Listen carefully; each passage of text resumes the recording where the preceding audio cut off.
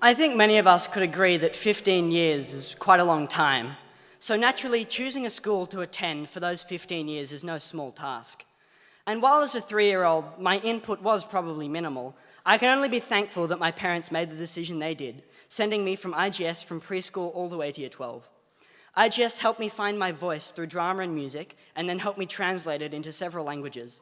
It has sent me all over the world on exchanges and tours, as well as giving me a better understanding of the world around me from the humble classroom.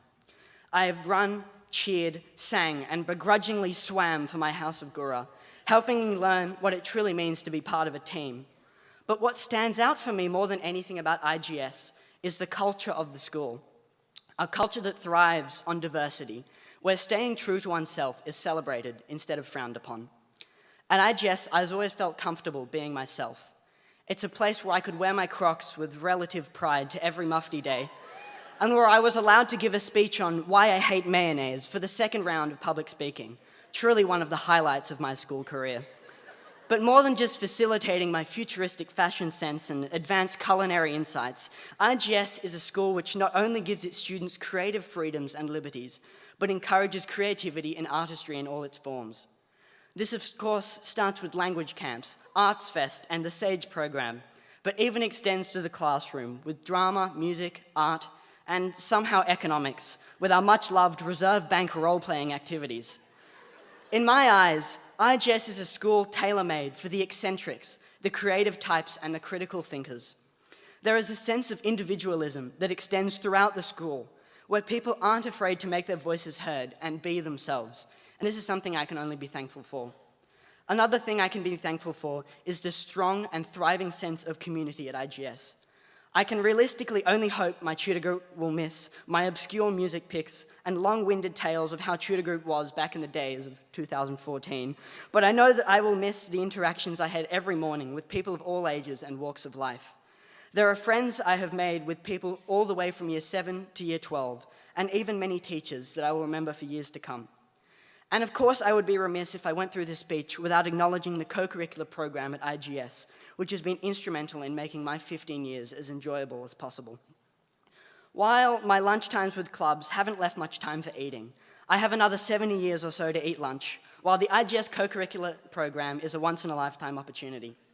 I can't think of the amount of times I've been pushed to try something new, but I can't think of a single time I've regretted it. Theatre sports has sparked my passion for drama. Debating has fueled my love for argument, which I'm sure many would happily verify. And while sporadic lunchtime basketball sessions haven't taken me to the international sports stardom I know they inevitably will, I'm sure it's just a matter of time.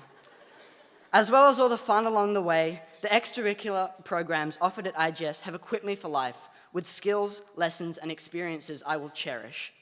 My one piece of advice today for all the students sitting here is to take advantage of them as much as possible. Diving down the co-curricular rabbit hole is something that you will never regret. And if you really give it your all, you might just find a passion for something new, or even your true calling. So while I am certainly excited to see what life has to offer from this point, I would say it's understandable that this excitement is shrouded in a sense of sadness to be leaving IGS. I can now reveal with only some embarrassment that on the first day of term 4, I instinctively put on my school uniform and packed my bag in the morning, before remembering I graduated 2 weeks earlier. Maybe it was my brain's way of telling me it wasn't ready to let go.